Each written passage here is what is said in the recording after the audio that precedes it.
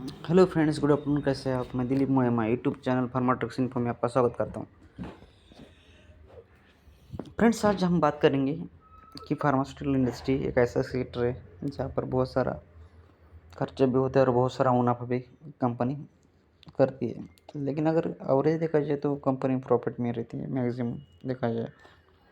और उसमें से अगर सामने वाली कंपनी अगर ब्रांडेड हो तो उसमें मुनाफा कम और जेनरिक हो तो मुनाफा ज़्यादा। ये फार्मूला है फ्रेंड्स। तो अभी इंडिया में मैक्सिमम तो जेनरिक कंपनी है और जेनरिक कंपनी में काम करने वाले मेरे सहकारी कर्मचारी भी बहुत ज़्यादा मात्रा में है। तो अभी दिवाली अभी अपकमिंग है। तो दिवाली के अवसर पर आपको सबको लगता है कि बोनस आना चाहिए। बहुत सारी कंपनी भी बोनस देती है। जैसे रिसेंटली टाटा ग्रुप ने 49,000 पर एम्प्लॉय को कुछ बोनस उनके खाते में ऑलरेडी डाल दिया है दिवाली के पहले शॉपिंग करने के लिए।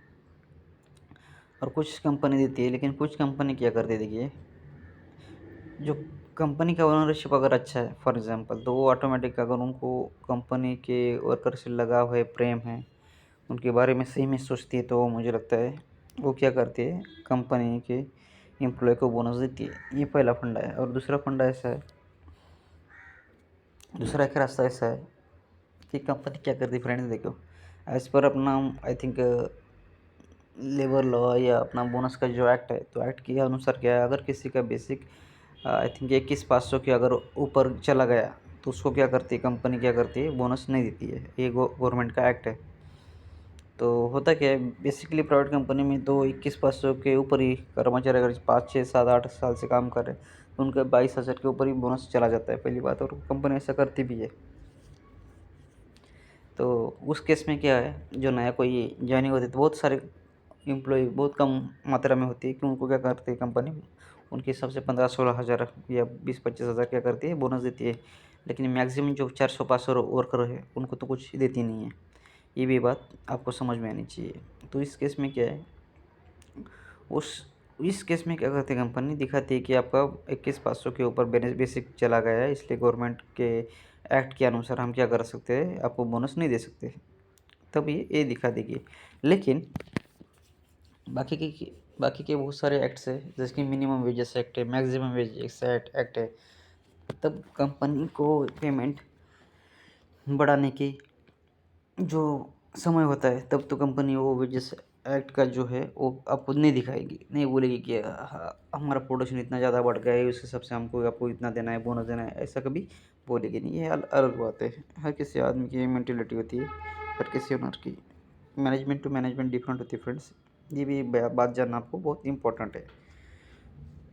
तो मेरा एक पर्सनल सजेशन यही है कि देखिए, सब वर्कर ने मिल के कंपनी को बोलना चाहिए कि दिवाली के अवसर पर कुछ ना कुछ आप बोनस दीजिए, ताकि हम इतने लगन से आपको कंपनी को आगे लेके जा रहे हैं, तो आपका भी प्रतिदिन तो ये दायित्व बनता है। जैसे कि अभी रिसेंटली एक कंपनी थी, आपको शायद अपनी न्यूज़ पढ़ी होगी कि कुछ 28 वर्कर को क्या किया, कार गिफ्ट किया है, और कुछ वर्कर को बाइक एक कंपनी ने ऑफ़र की है देने के लिए। ये दिवाली बोनस ने तो क्या, कितना बड़ा बोनस है, याद रखिए। और बहुत सारे ऐसे कंपनी के कोई यहाँ पर ऑलरेडी यूनियन है, ये चाहे इंटरनल हो एक्सटर्नल हो, वहाँ पर कभी कभी अच्छा प्रॉफिट वाली कंपनी 2 लाख 3 लाख 4 लाख ऐसे बोनस भी देती है फ्रेंड्स, जहाँ पर ऑलरेडी यूनियन है किसी का। तो ये भी बात आपको समझने आनी चाहिए, क्योंकि कंपनी को और कोई प्रॉफिट बना के देता है तो वो है वर्कर।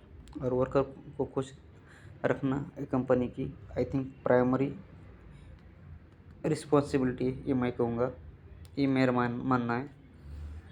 तो देखिए फ्रेंड्स, आप कहाँ काम करते हैं, कैसा आपका कल्चर क्या है, क्योंकि हर आदमी ने या हर वर्कर ने एक साथ आके इसकी प्रति कंपनी के साथ प्यार से बात करना चाहिए और उसे सोल्यूशन कुछ ना कुछ निकालना चाहिए। ये मेरी पहली आपसे विनंती है। और कंपनी भी थोड़ा इसको पॉजिटिव लेना चाहिए, ना कि निगेटिव। ऐसा है कि देखिए, दोनों की ग्रोथ होना उतनी ज़रूरी है। कंपनी की ग्रोथ होनी चाहिए, क्योंकि कंपनी के बहुत सारे खर्चे होते हैं।